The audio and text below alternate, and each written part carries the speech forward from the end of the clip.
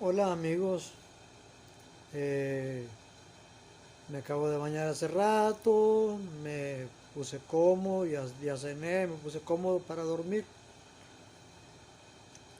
y quisiera meditar un poco, ya que hace mucho que no lo hago y quisiera compartirles algo, aunque no soy la persona más indicada para hacerlo por la condición en la cual estoy, de que no soy miembro de iglesia.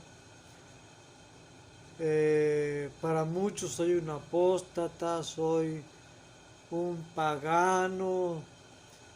Muchos creen que tengo el corazón duro, que no quiero ir a la iglesia.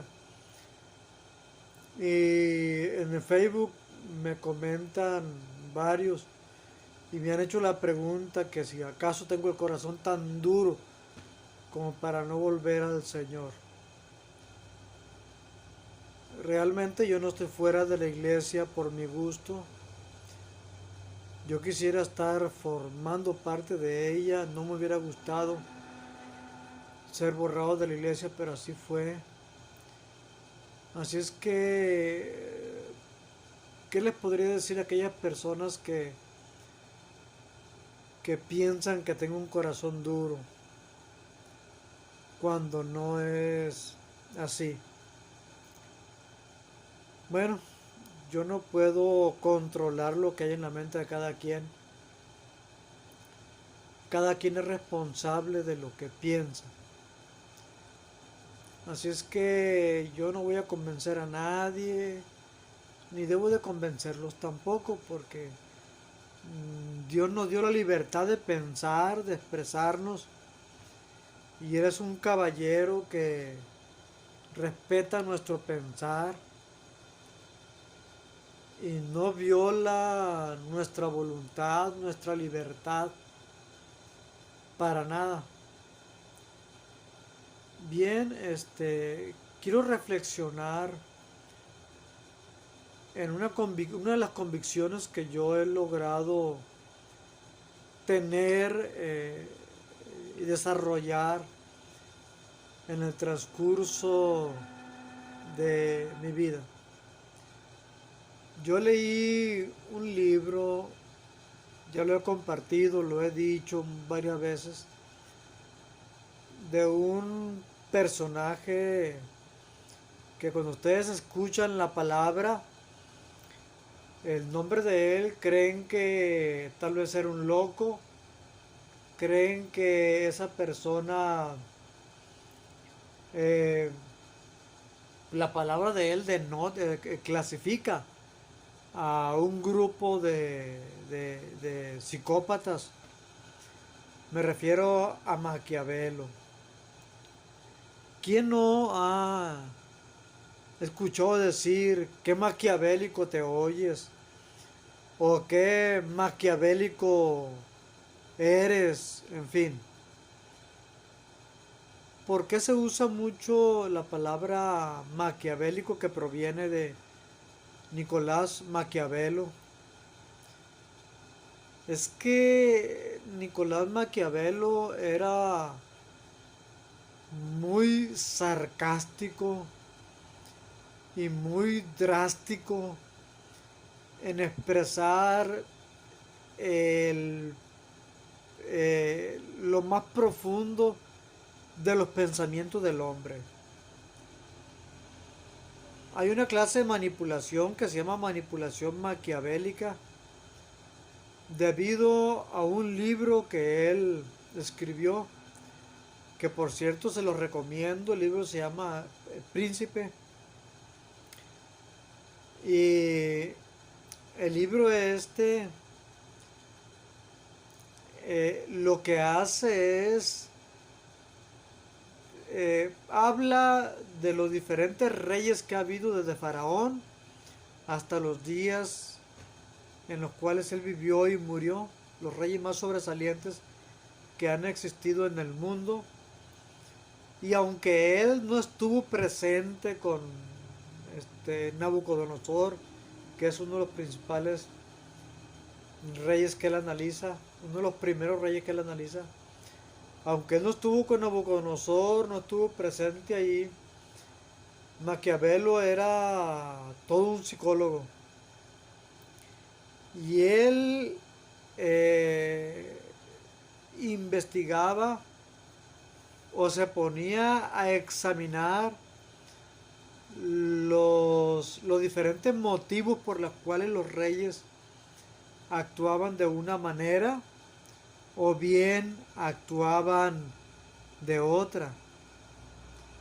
Prácticamente en su libro él decía, daba a entender que él no lo podían engañar tan fácilmente, porque conocía las intenciones más profundas que había en cada rey, en cada guerrero. Y prácticamente decía, ustedes no me van a engañar a mí. Yo sé cómo es la naturaleza humana. Yo sé los motivos que hay muy en fondo de cada persona, como para que vengan y me engañen a mí.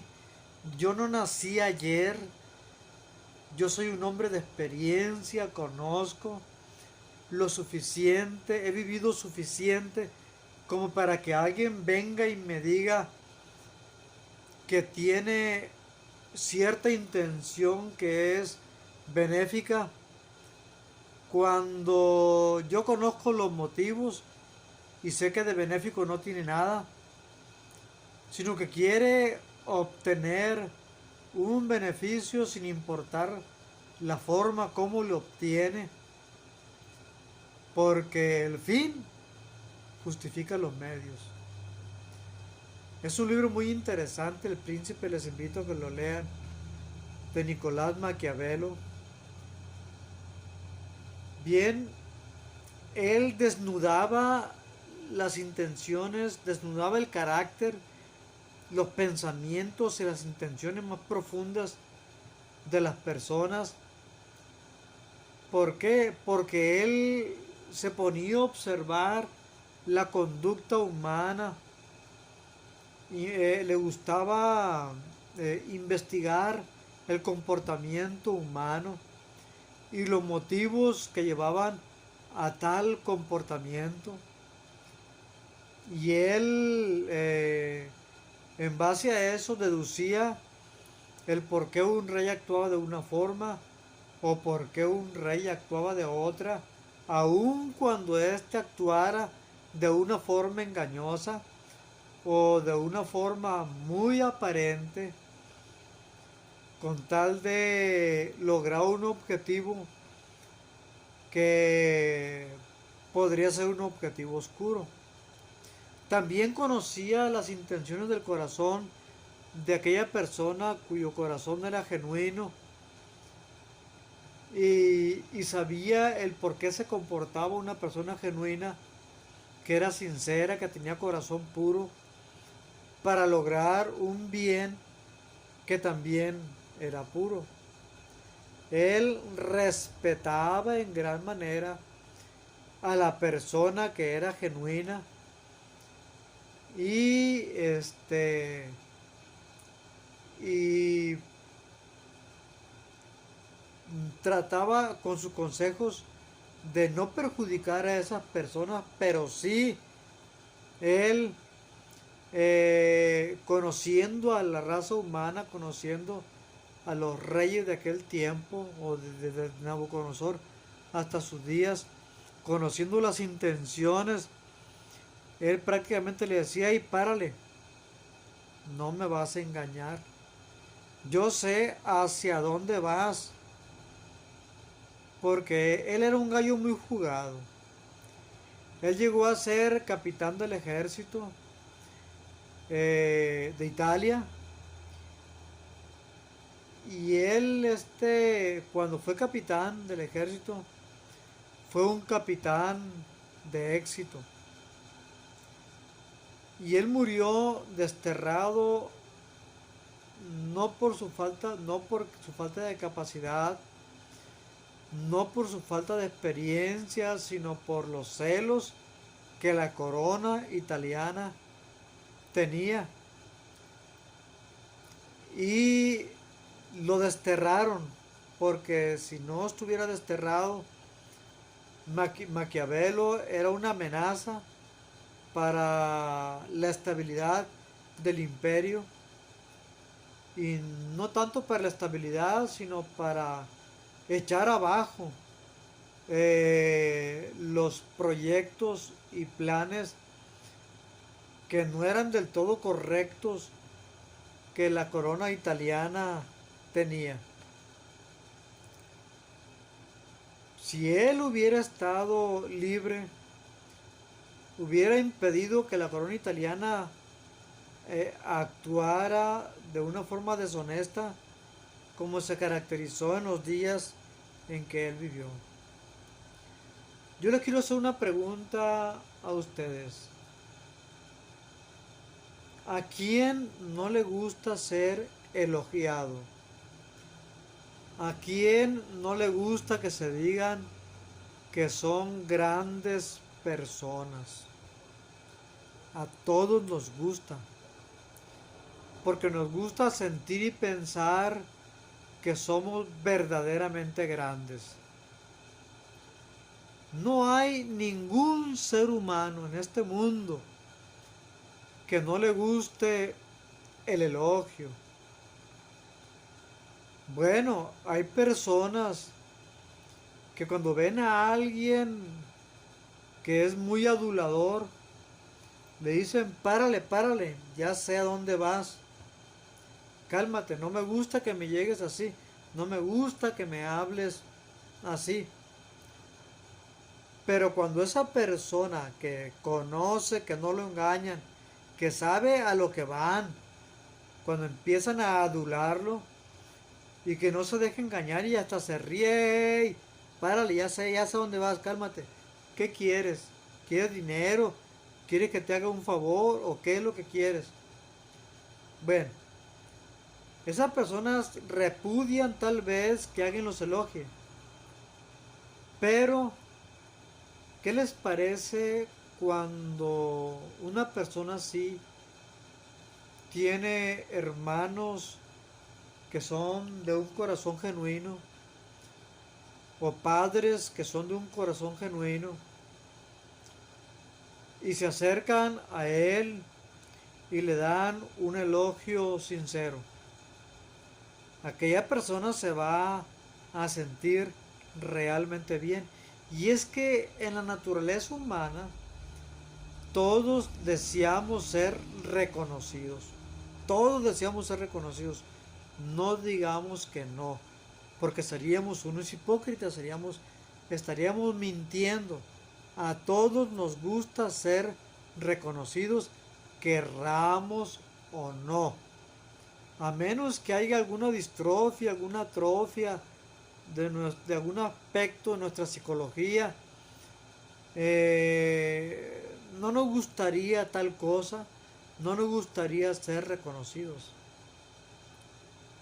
Aún la persona más perfecta, aún la persona más santa, le gusta recibir el elogio de alguien.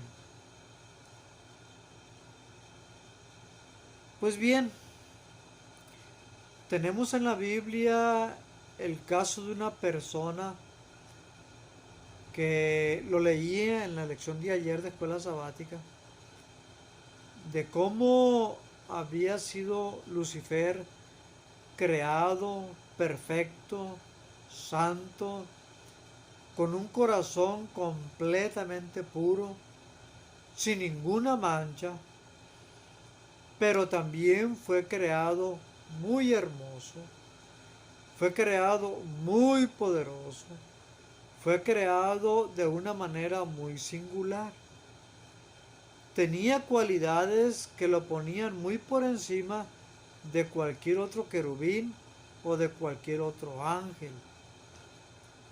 Y en aquel corazón que era perfecto, El hecho de que todos los ángeles lo buscaran a él como líder máximo de toda la hueste angelical después de Cristo, pues le hizo sentir muy importante. Y eso a su vez le hizo sentir celos cuando Dios el Padre rindió, quiso rendir homenaje a Cristo Jesús y coronarlo. Lucifer pensó que aquella corona debería ser para él, que él debería ser, o por lo menos debería ser tan reconocido como como lo era Jesús. En el libro de Ezequiel, capítulo 28, ya lo conocemos mucho, Ezequiel habla como profeta, habla al rey de Tiro. Pero el rey de Tiro es un tipo de Lucifer. Y sabemos que las palabras dirigidas a Tiro, esas palabras también fueron dirigidas a Lucifer. Dice el versículo 13 del capítulo 28, disculpen que tome la palabra de Dios con mis labios impuros, que aunque no soy miembro de iglesia, me atrevo a tomar la Biblia para hablar. Yo sé que no soy nadie para apelar a su conciencia, para usar la palabra de Dios. Ni aún siendo miembro de iglesia, me debería de considerar digno, ahora menos que no soy miembro de iglesia. De hecho, yo dejé de estudiar la Biblia desde que me borraron del libro de la iglesia, porque me siento indigno. Cuando voy a la iglesia, no canto, no me dan ganas de cantar, porque también me siento indigno de que mis labios impuros alaben a Dios. Anoche que me puse a cantar y subí el himno, créanme que me sentía raro, porque hace mucho que no cantaba. Me siento extraño. Y no es la excepción en este momento que estudio la palabra de Dios. Perdonen por eso. Tal vez cuando vuelva a la iglesia, si Dios me lo permite, si la iglesia me lo permite también, pueda gozarme más cuando leo la Biblia, pueda gozarme más cuando cante, y entonces sí pueda cantar con alegría, pueda cantar con gozo, porque me sentiría con más derecho de hacerlo. Quiero leer el versículo 13 en adelante del capítulo 28 de Ezequiel. Dice: en Edén, en el huerto de Dios estuviste, toda piedra preciosa fue tu vestidura, el sardio, topacio, diamante, crisólito, ónice y berilo, el zafiro, carbunclo y esmeralda, y oro. Los primores de tus tamboriles y pifanos estuvieron apercibidos para ti en el día de tu creación.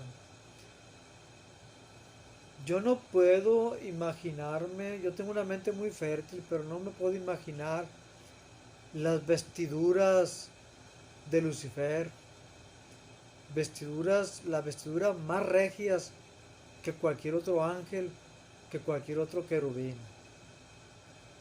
Era el ángel más hermoso que había en el cielo. Tenía mucho de qué creerse, mucho por qué ser un engreído, mucho por qué enaltecerse. Aun sin embargo, aún en esas condiciones Lucifer fue creado con un corazón puro y podríamos decir que incluso incorrupto, un carácter santo que reflejaba a aquel que lo creó. Versículo 14 dice, tú querubín grande, cubridor, yo te puse en el santo monte de Dios, allí estuviste en medio de piedras de fuego, has andado.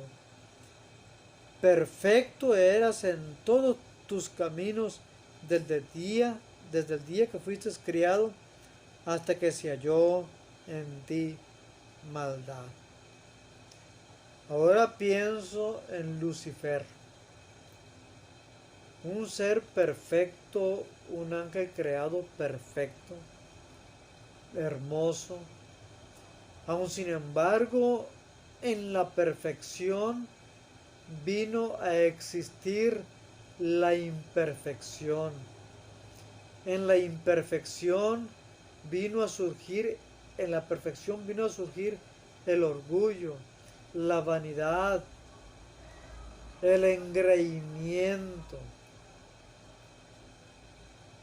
Y yo me pongo a comparar, yo en lo personal como persona, me pongo a comparar con Lucifer en su estado perfecto. Y digo yo, si Lucifer siendo perfecto vino a caer víctima del orgullo, de la vanidad, del egoísmo,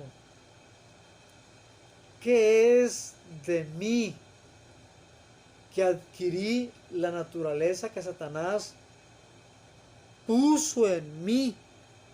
Es decir, él no tenía la tendencia a caer que yo tengo, que él después colocó en mí, y ahora yo soy un ser humano con una tendencia pecaminosa, con una naturaleza orgullosa, vanidosa. Esa es mi naturaleza humana. Pero no es mi naturaleza nada más. Es la naturaleza de todo ser humano. De todo ser humano. No hay ser humano que no tenga egoísmo, que no tenga orgullo, que no se incline por la vanidad. La palabra dice, de Dios dice, que no hay justo ni aun uno. Nuestro cuerpo está corrompido, somos una sola llaga, estamos enfermos. Y eso no tiene nada que ver con ningún estatus, con ninguna posición de liderazgo, no tiene nada que ver con riquezas o pobreza, no tiene nada que ver con eso. Lo único, la única relación que tiene nuestra naturaleza con respecto al egoísmo, con respecto al orgullo, la vanidad, a todo eso, la única relación es que así somos nosotros. Es decir, es nuestra esencia, nuestra naturaleza. La esencia nuestra era una esencia diferente cuando fuimos creados en el Edén, pero una vez que caímos, esa naturaleza se corrompió. Y no hay un solo ser humano, por más santidad que éste ostente, que no posea esa naturaleza egoísta. Muy cacaraqueado ya está el ejemplo del bebito que le dan un juguete y aún siendo bebé abraza su juguete y no quiere que se lo quiten. ¿Por qué? ¿Acaso conoce él lo que es el egoísmo? ¿Puede definir él lo que es el egoísmo? ¿Puede hablar él acerca del egoísmo? ¿Comprende él el egoísmo? ¿Puede decir él, yo no soy egoísta o yo sí soy egoísta? No, esa es su naturaleza. Es la naturaleza de todo ser humano desde que fuimos concebidos en el vientre, desde que el embrión empezó a desarrollarse en el vientre de nuestra madre, ya teníamos esa naturaleza. Así de sencillo. Así es que a mí, cuando una persona, un ser humano, me quiere dar a entender que no es vanidoso, que no es orgulloso, yo pienso al igual que Maquiavelo, a mí no me vas a engañar, yo no nací ayer, conozco la naturaleza humana, me conozco a mí mismo, conozco mis intenciones, conozco mi corazón y también conozco tu naturaleza, también conozco tus intenciones, también conozco tu corazón, un corazón tan corrompido como el mío.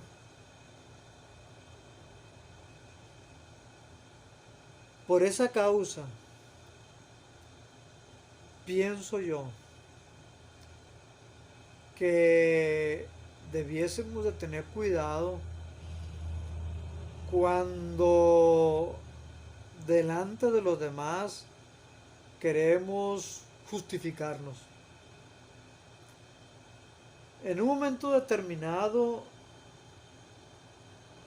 yo puedo alabarme a mí mismo, pensar para mis adentros que soy bueno, que soy grande, que estoy en la responsabilidad en la que estoy, porque lo merezco, porque soy un experto en ello, porque soy la única soda en el desierto, porque la iglesia me necesita y sin mí la iglesia no puede hacer nada. Por cualquier motivo que la persona pueda exponer. Pero muy adentro del corazón humano hay cierto sentimiento de agrado, porque tal vez se nos da una responsabilidad en la que podemos ejercer influencia en alguien o en los demás. Es algo inevitable porque es nuestra naturaleza. Yo pudiera ser, si yo fuera primer anciano de iglesia, por ejemplo, tal vez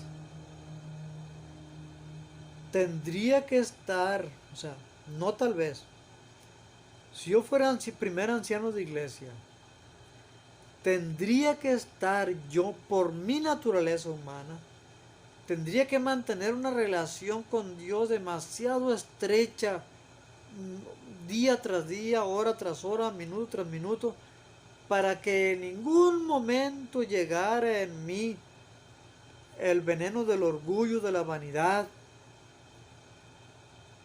como para que no surja en un instante de la línea del tiempo un momento en el cual yo diga, bueno, soy el primer anciano, o bueno, yo soy el pastor de la iglesia.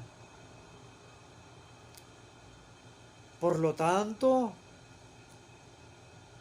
tengo que cuidar el estatus que yo tengo que cuidar el nivel que se me ha conferido en la iglesia, tengo que cuidar el lugar, el escalafón que se me ha dado en la empresa o en el lugar donde yo trabajo, en el lugar donde yo me desenvuelvo.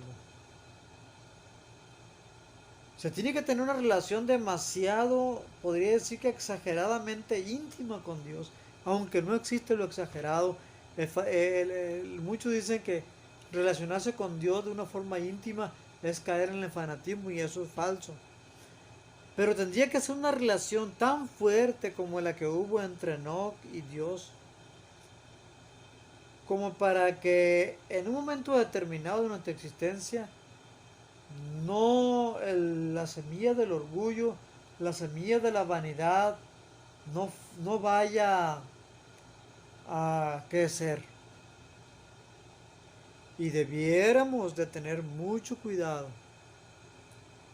de no favorecer que en los demás también vaya a surgir la semilla del orgullo, de la vanidad, de la complacencia, de la atracción de los demás hacia sí mismos. Siendo sinceros también con ustedes y ustedes también, díganme, ¿quién de ustedes así, de una forma genuina, sin mentir, sin máscaras, quién de ustedes en un momento determinado de su vida no ha sentido el ser jactancioso? ¿No ha sentido el levantarse el cuello? ¿No ha sentido el deseo de ser reconocido en cualquier esfera donde se está? Todos. Si una persona en este mundo dice que nunca la ha sentido, yo pienso que miente. Porque el único momento en el cual jamás vamos a ser tentados a pensar así no es aquí en la tierra. Será solamente cuando estemos en el cielo. Hay muchos defectos de nuestro carácter que jamás van a poder ser pulidos aquí en la tierra. Nuestro carácter debe ser transformado día con día, pero jamás vamos a llegar a la estatura de Cristo hasta que estemos con Él. La ventaja de permanecer en la lucha de la santificación es que vamos a estar en una relación continua con nuestro Dios y esa relación nos va a ir perfeccionando cada día, pero la perfección divina nunca la vamos a lograr, y al no lograr esa perfección divina da cabida a que en un momento determinado de nuestra vida sintamos esos deseos que también sintió el diablo aún siendo perfecto. Así de sencillo. Por lo mismo, debiésemos de tener cuidado la forma como nos miramos a nosotros mismos y la forma como vemos el estatus de las demás personas. Voy a platicarles una experiencia que yo tuve y disculpen, tal vez aprovecho que no soy miembro de iglesia para ser más sincero de corazón y hablar sin tener los ojos vendados, porque creo tenerlos abiertos y más que abiertos para todo, más ahora que no estoy en la iglesia. Le voy a comentar algo que me pasó en una ocasión. Un líder misionero, yo tenía un grupo pequeño, y un líder misionero fue a visitarme a mi grupo pequeño. Yo en lo personal no estoy acostumbrado eh, a pensar o creer que haya personas superiores a mí. Ustedes van a entenderlo en los escritos que yo estoy haciendo. Van a llegar a comprender el por qué yo pienso así. Es una de las convicciones que yo tengo. De que en este mundo dice la Biblia que no hay justo ni aun uno. Todos somos unos miserables. Todos somos unos cuitados. Todos necesitamos de Dios. Todos estamos al mismo nivel. Por lo tanto, nadie es más que otro, sino que todos somos iguales. Por eso dice el apóstol Pablo que nadie debe tener un concepto más elevado que el que debemos de tener. Bueno, el director misionero llegó a mi grupo. Me había comentado él que iba a ir a visitarme al grupo. Está bien, dije yo, ve para allá, no hay problema, cuando tú puedas, ve. Y un día que fui al grupo, él estaba allí.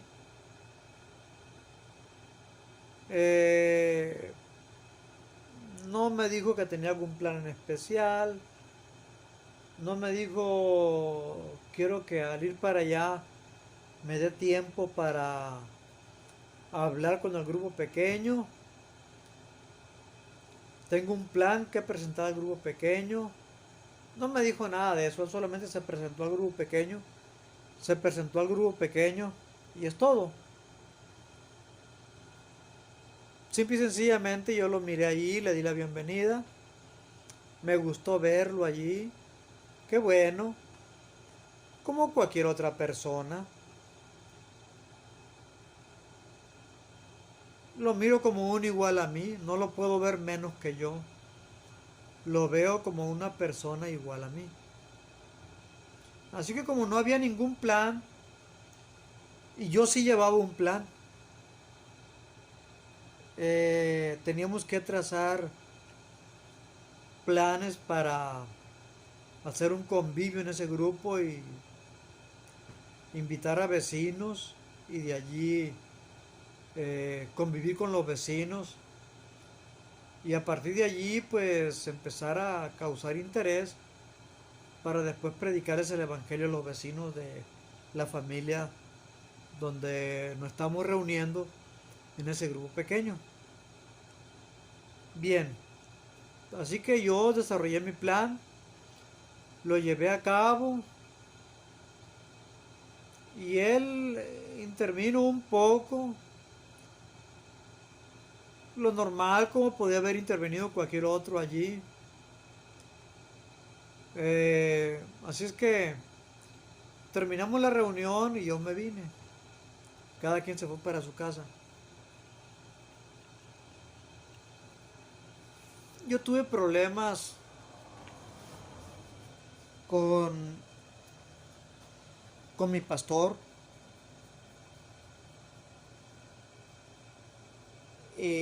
Porque él fue conmigo. No voy a decir el nombre del pastor.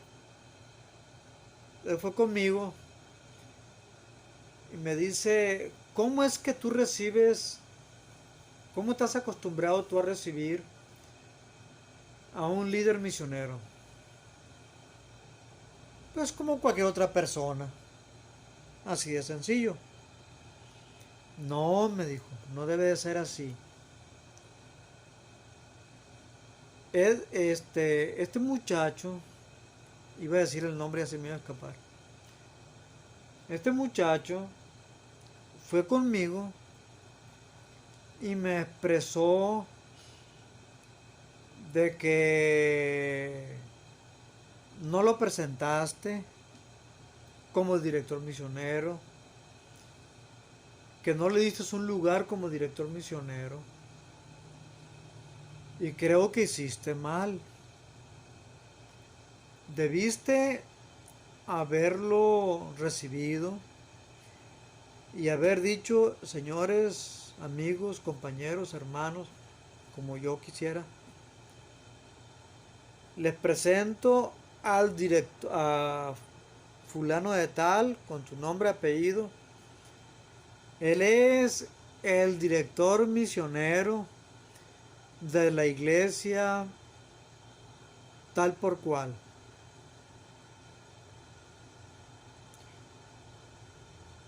Pues me sentí mal que me haya dicho eso,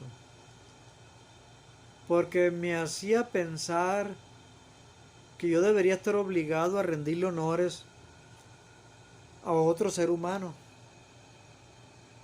Para que no se sintiera mal, el director misionero tenía que halagarlo delante de los demás, de las demás personas del grupo, y elogiarlo, elogiar su responsabilidad, sus logros, sus cualidades. Y eso me hizo recordar a mí muchas ocasiones en las que yo este miré algunas, miraba yo, pasaban algunas cosas que en las cuales nunca he estado yo de acuerdo con ello. Por ejemplo, eh, se ponía a un predicador en la iglesia y a veces me tocaba a mí predicar también. Y así como me sucedía a mí, le sucedía a varios predicadores.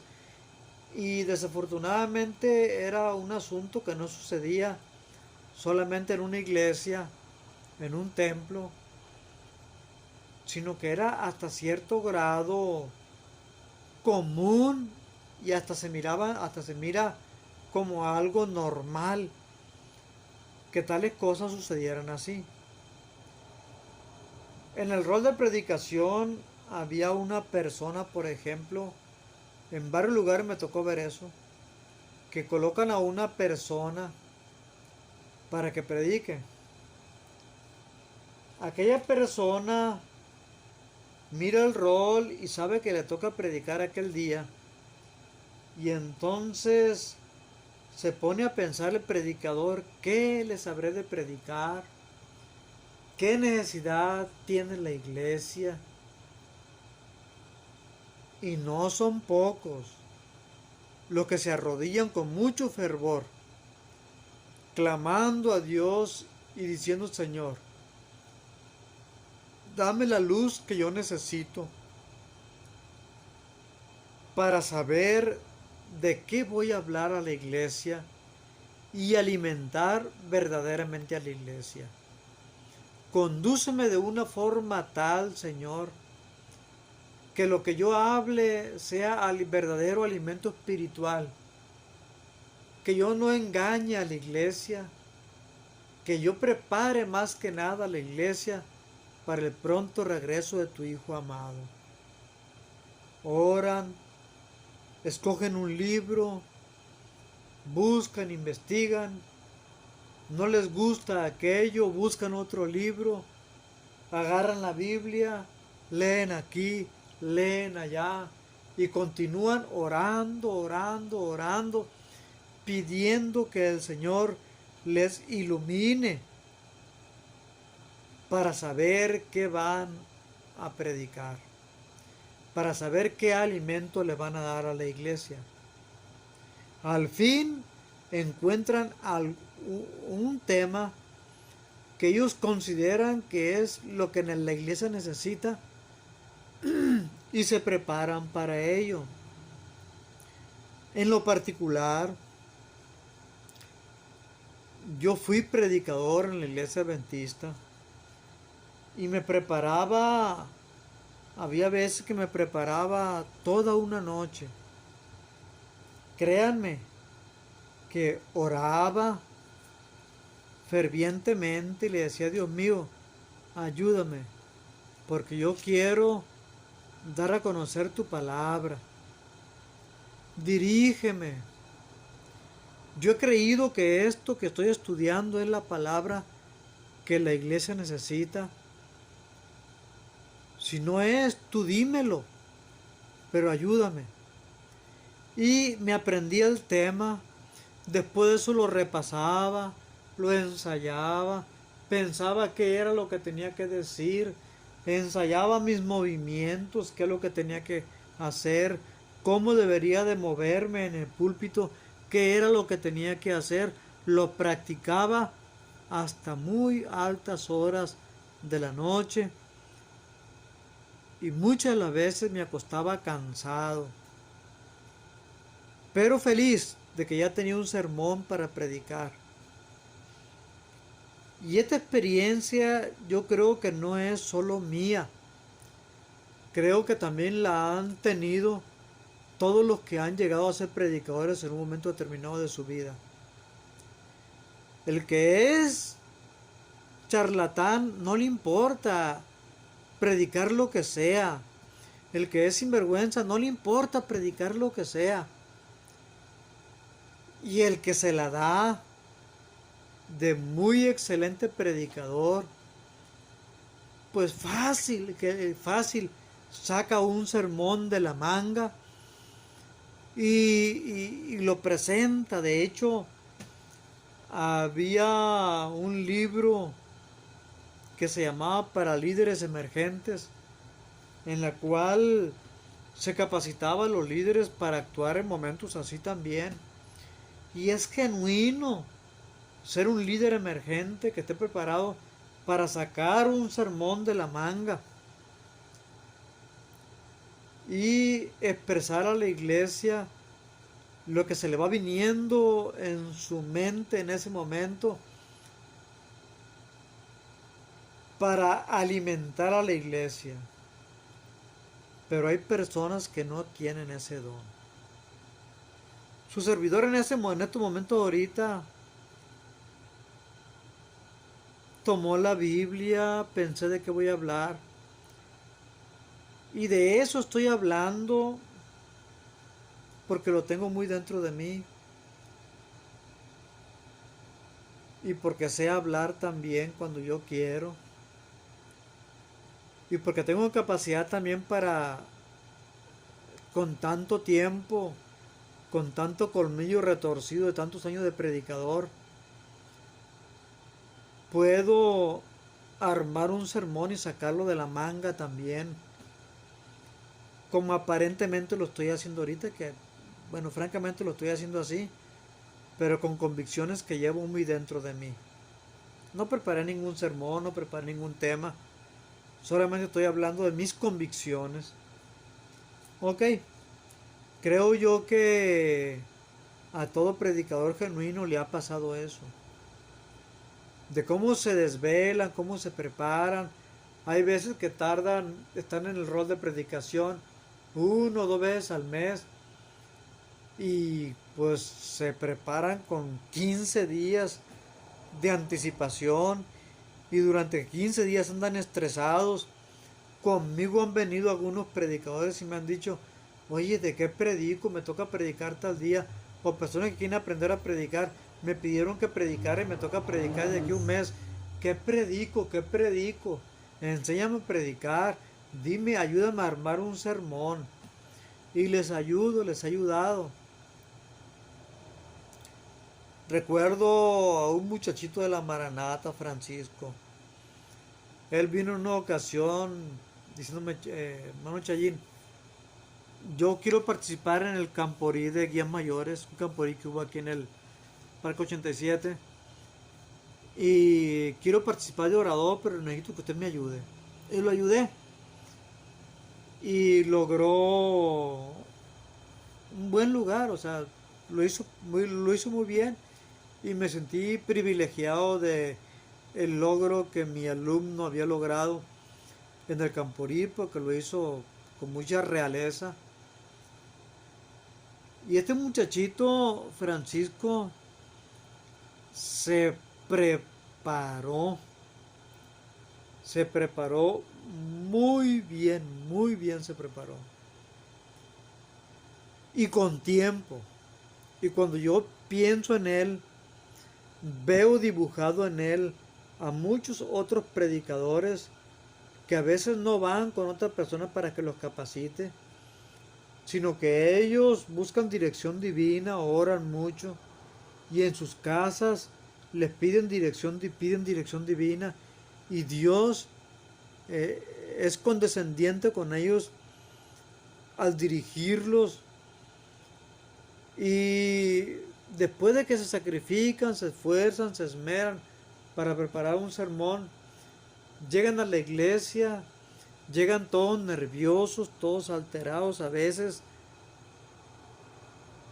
porque tienen miedo de decir alguna cosa que no deben, quieren alimentar a la iglesia de una forma genuina, van preparados para ello, con todo el estrés encima, y de pronto se da cuenta que entre la iglesia hay personas de la asociación, personas de la unión, o tal vez de la división interamericana, qué sé yo, de donde sea. Es un decir. Y van con el hermano que se desveló, que se sacrificó, y le dicen, hermano, llegó el presidente de la asociación, llegó el tesorero de la asociación, llegó el contador de la asociación, llegó el secretario ministerial de la asociación, llegó el director de ministerios personales de la asociación, llegó el de mayordomía de la asociación y quiere predicar. Le pedimos que le conceda el lugar al hermano, al pastor, al departamental, al presidente o lo que sea. Algunos pastores son prudentes y le dicen al predicador, ¿nos podría permitir usted ceder el lugar para tal predicador, para tal pastor? Y el predicador, después de que se sacrificó, pues tiene a final de cuentas que ceder el lugar, porque si no lo cede, entonces él queda mal, cuando en realidad quienes debieran de quedar mal por no haber preparado con anticipación su venida y haber hablado con el hermano con tiempo, con mucho tiempo, para evitarle sacrificios, esfuerzos.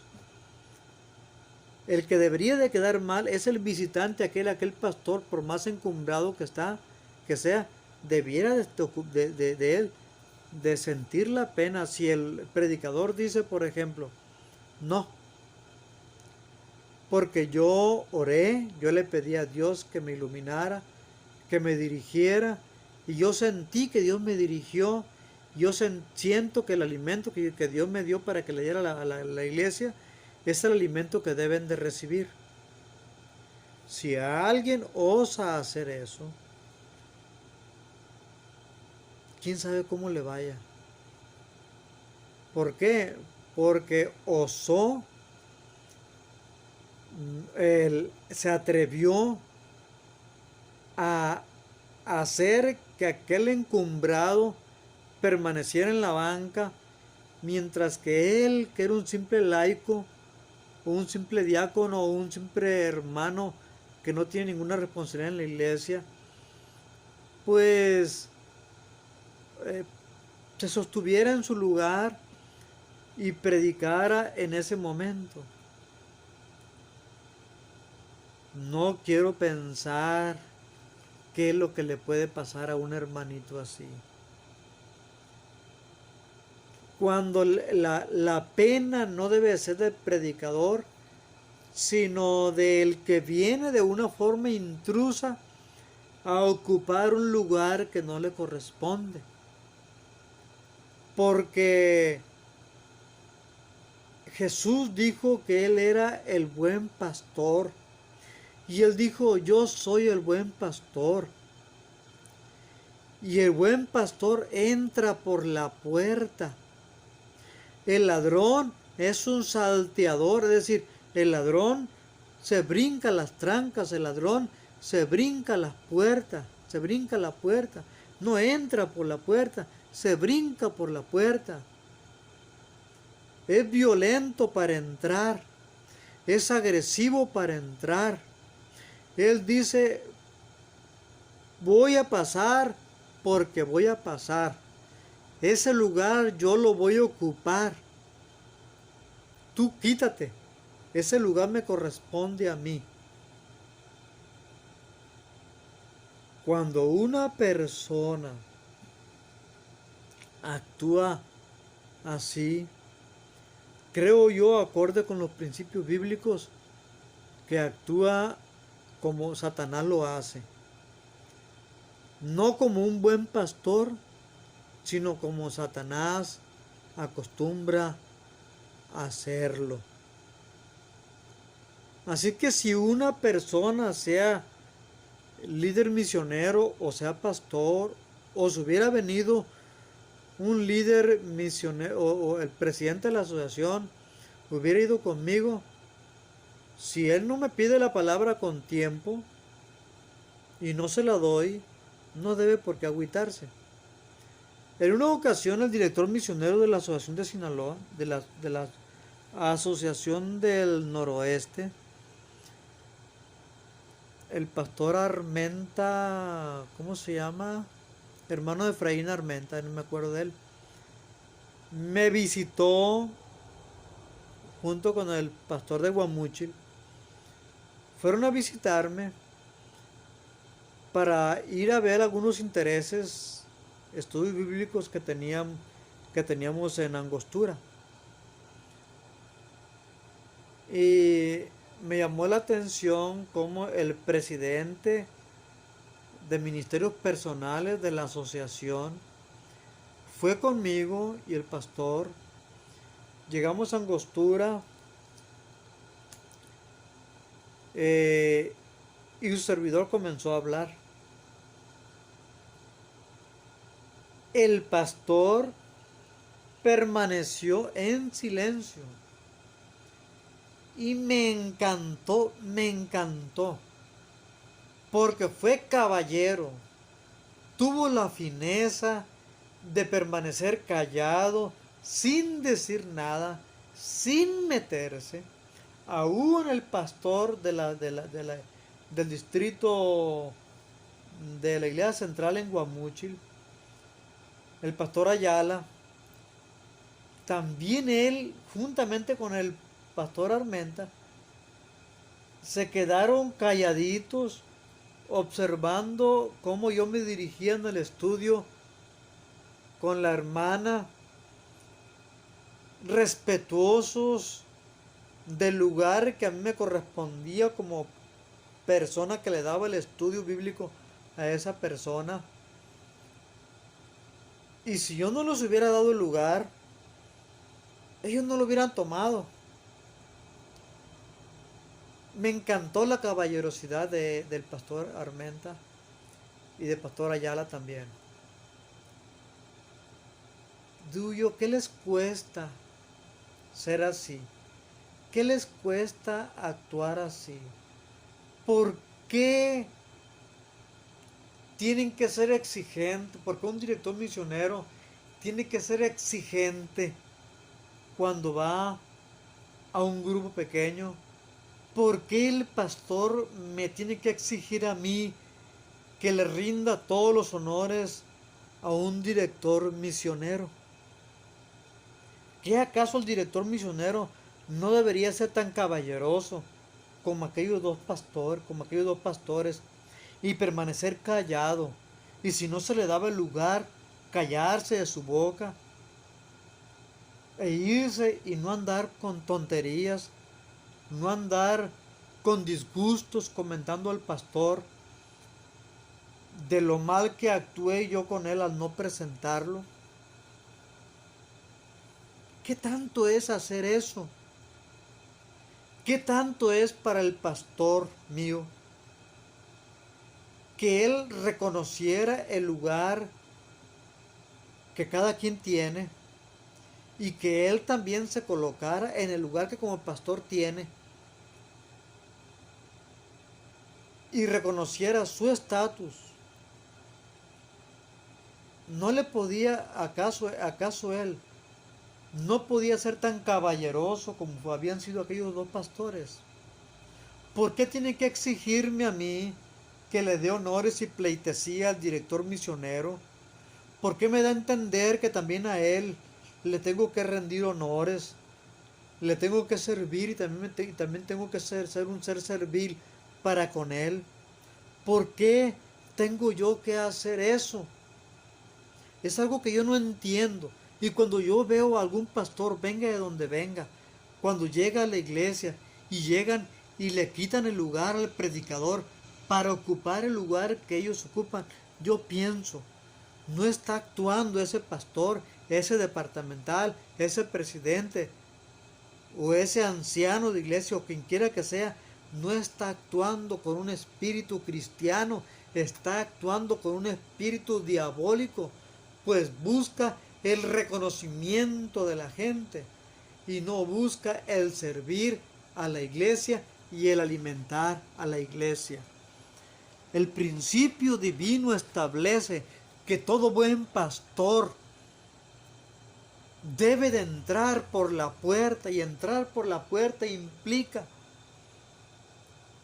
que debe de arreglar las cosas con tiempo, hacer las cosas con orden, no brincarse las trancas, sino que si de veras quiere ir a predicar a tal iglesia, entonces, como el buen pastor que entra por la puerta, porque va a alimentar a las ovejas, con tiempo va y prepara el lugar y le dice al pastor, pastor, yo voy a ir a tal lugar, por favor arregle las cosas para que llevo tal plan, arregle las cosas para que este plan pueda presentarse a la iglesia, porque es muy importante para la asociación, para la unión, para la división o la asociación general que ese plan se presente. ¿Qué le cuesta al director misionero ir antes del grupo pequeño? Hermano, tengo un plan, tengo un proyecto para presentar, necesito que me dé el tiempo en el grupo pequeño, necesito que me dé 15, 20 minutos para hablar y entonces yo presentar el plan que yo tengo. Pero si no hace eso, yo como líder del grupo pequeño tengo el libre albedrío de dejarlo sentado o no, porque yo soy el responsable del grupo y el pastor debe de callarse y debe ser respetuoso de esa voluntad que yo tengo en ese momento, y nunca debe de exigir a nadie que se actúe como él me exigió a mí que yo actuara. Yo no voy a cambiar jamás de idea con respecto a eso. Creo que mi pastor hizo mal en ese momento, pero es mi pastor. ¿Qué le puedo decir yo a él? Si él actuó con un egoísmo, si actuó con un orgullo vano, si actuó como el diablo actúa y no como Cristo hubiera actuado, ¿qué le puedo decir yo al líder espiritual cuando él es el líder espiritual y no yo? Yo mejor agacho mi cabeza. En esos momentos me pongo tal vez un poco confuso, pero después reflexiono, digo yo, ¿por qué hizo eso? ¿Por qué me exigió eso? ¿Acaso mi pastor hizo bien? En la asociación tienen que aplaudir la actitud de él. Deben de premiarlo por una actitud así. Deben de premiar al director misionero por una actitud así. No. Si no se pasa por la puerta, si no se hacen las cosas de una forma ordenada, entonces no se está actuando como el buen pastor, no se está actuando como Dios dice en su palabra que deben de actuar. Lo único que yo sí percibo en una persona así no es humildad, no es sencillez, no es pureza de carácter, no es un fruto del Espíritu Santo. Aquí en mi iglesia le gusta mucho predicar acerca de eso, pero yo no veo el fruto del Espíritu Santo en ello. Yo simple y sencillamente veo un pastor vanidoso, veo un líder misionero vanidoso, veo a cualquier persona, sea donde sea, veo a alguien vanidoso que solamente desea que se le rinda pleitesía a otros y que se le rinda pleitesía a él también. Y que está dispuesto a brincarse las trancas con tal de lograr que se le rindan honores, como lo hacía Lucifer en el cielo. Nos hace mucho daño el tener responsabilidades en la iglesia con frecuencia. También hace muy daño, es muy peligroso, por la misma razón, porque somos seres humanos, nos corrompemos, somos corruptos, es nuestra naturaleza, y la culpa no la tiene el pastor, no la tiene el director misionero, la culpa la tiene el diablo que nos metió esa naturaleza, y nosotros somos así, y que no me diga un pastor que es muy encumbrado, que no me diga el presidente de la Unión, que nunca ha tenido algo de ello. ¿Por qué? Porque me estaría diciendo que no es un ser humano. Yo lo he sentido, te pregunto. ¿Nunca lo has sentido tú? Nunca lo has sentido, ¿verdad que sí? Todos hemos sentido ese deseo de ser reconocidos, de ser ensalzados, de que se nos tenga en la cumbre, de que se nos elogie, que se nos diga cuán grandes somos. Pero eso es producto no de Dios, no es un fruto del Espíritu, es un fruto del enemigo, un fruto que el enemigo es cizaña que el enemigo puso en nuestro ser. Por eso pienso yo y creo que debiésemos de tener mucho cuidado. Especialmente cuando personas duran mucho tiempo en una responsabilidad. Porque no me van a decir que no. Llega el momento en el cual la persona que está en esa responsabilidad se cree la última soda en el desierto. Cree que la iglesia sin él, la iglesia no va a funcionar. O qué sé yo. Pienso yo que debido a nuestra naturaleza humana caída, no es bueno que una persona dure muchos años en una responsabilidad en la iglesia, porque eso alimenta la vanagloria como se alimentó en Lucifer también. No es bueno que el honor, los grandes honores, que tengamos grandes honores tampoco, porque también nos envanecemos como se envaneció Lucifer. No es bueno que estemos como primer anciano 2, 3, 4 años, mucho menos 20, como sucede en mi iglesia, o ser tesorero por 20 años como sucede en la iglesia, o ser director misionero por 20 años como usted en mi iglesia. Porque eso da cabida a que ese sentimiento que había en Lucifer también se siembre en nosotros, se cultive en nosotros y después querramos que los demás se pongan a nuestros pies y se inclinen ante nosotros. O bien que quieran imponer sus doctrinas, sus dogmas a veces, o sus filosofías vanas ante nosotros. ¿Por qué? Porque es lo que han creído y el estatus de su teología es el estatus que la iglesia debe de tener. Las normas que él tiene son las normas que la iglesia debe de tener. Aunque a veces las normas sean normas ñoñas, aunque a veces las normas estén muy por debajo de lo que Dios desea para su iglesia. Es bueno que los miembros de iglesia se desarrollen, que den oportunidad a otros, que ahuequen el ala, que desocupen ese lugar después de un año o dos, que lo desocupen y que después de eso, máximo, cuando se tiene una responsabilidad como primer anciano, como tesorero, secretario de iglesia, director misionero, después de haber tenido esa responsabilidad, que se le despoje esa responsabilidad y que incluso no se le dé absolutamente ninguna responsabilidad para que después de haber estado en la cumbre llegue también a estar en el valle, después de haber estado en la cumbre de la montaña llegue a estar también en el valle, para que nunca se le olvide que él es igual que todos los demás.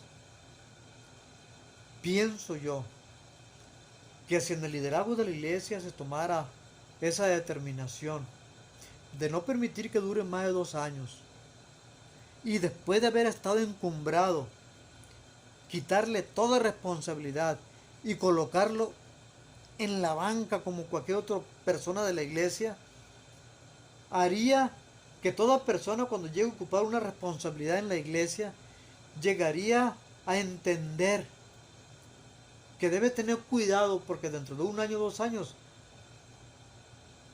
va a estar en el mismo lugar de donde fue tomado. Y no va a estar en la posición ventajosa en la que estaba, sino que va a estar otra vez igual que antes. Así es que eso le haría pensar que debe tener cuidado en la forma como mira a la iglesia y como mira a los hermanos de la iglesia también. Y le daría más humildad. Pero permitir que una persona dure 4 o 5 años, hasta 20 años, sin exagerar, pues es darle alas a los alacranes. No me digan que no es cierto. Seamos sinceros, es darle alas a los alacranes. Sabemos el cuento aquel del alacrán que le pidió a la ranita que lo cruzara al río. Y la ranita le dijo, no, porque me vas a picar. Y el alacrán le dijo que no. Y al final la convenció y cuando iban a medio río, ¡pal! Lo pica. Ay, tú dijiste que no. Bueno, es que no aguanté. Es mi naturaleza. Y es que, hermanos, esa es nuestra naturaleza. No nos hagamos tontos. No nos hagamos tontos. Debiéramos de ser como Maquiavelo, en cierto grado, en entender que cuanto más años estamos en una responsabilidad, más egoísmo cultivamos, más orgullo cultivamos, más vanidad cultivamos y más daño le hacemos a la iglesia que beneficio. Así de sencillo. Así es que quiero invitarles, amigos, a reflexionar en ello. Quiero invitarles a que piensen en ello y si tú eres pastor, quiero que reflexiones en ello. Y si te cayó el saco, pues analízalo y ve, dime si estoy mintiendo o no. Dime si forma parte de tu naturaleza o no. Pero no me vengas con que eres perfecto. porque no lo eres. Momentos en los cuales piensas así te han llegado. Así es que para evitar eso debiera de haber normas en la iglesia que eviten que el alacrán saque la ponzoña en un momento determinado. Así es que reflexionen en eso. Y espero que les haga pensar a los líderes y que no se hagan tontos. Que no se hagan tontos, porque a mí no me van a engañar. Ni creo que lo van a engañar a ustedes también, porque colmillo tienen. Saben que es cierto lo que les digo y que no miento. Pues que reflexionen, que entiendan que las cosas deben de cambiar en la iglesia, que no deben de actuar como actuó mi pastor, de una forma engañosa, de una forma vanidosa, buscando pleitesía, buscando honores mundanales, y que el líder misionero también piense que no está para eso él, ni el pastor tampoco, ni el líder, ni ningún líder está para eso. Así es que perdonen mi humanidad, perdonen mi error, y espero que les sirva mucho. ¿Qué más les puedo decir? Les hablo con el corazón y les hablo sin pelos en la lengua. Les hablo con franqueza y sin intención de ofenderles, sino les hablo con las cosas tal como son y sin fingimientos. Si se han ofendido porque les he hablado con franqueza, perdónenme, perdónenme. Yo tengo muchos errores, yo acepto mis pecados, pero eso no los hace perfectos a ustedes, ni tampoco los hace merecedores de pleitesía ni de honores mundanales. Así es que perdonen, de nuevo les digo, y le pido a Dios que cambie el corazón de esos pastores orgullosos, de esos pastores vanidosos, de esos líderes misioneros que también actúan de esa manera, o de cualquier presidente de la unión, de la asociación, o de cualquier lugar que le da lugar al diablo cuando le llega por su cabeza ese murcielaguito o ese pajarraco que vuela sobre su cabeza, y que en un momento determinado le dan cabida para que haga nido en su cabeza y que habite allí. Ruego a Dios para que verdaderamente el Espíritu Santo les dirija y no la carne, para que actúen no conforme a la carne, sino conforme al Espíritu, tal como me lo han enseñado aquí en mi iglesia. Dios les bendiga. Hasta luego.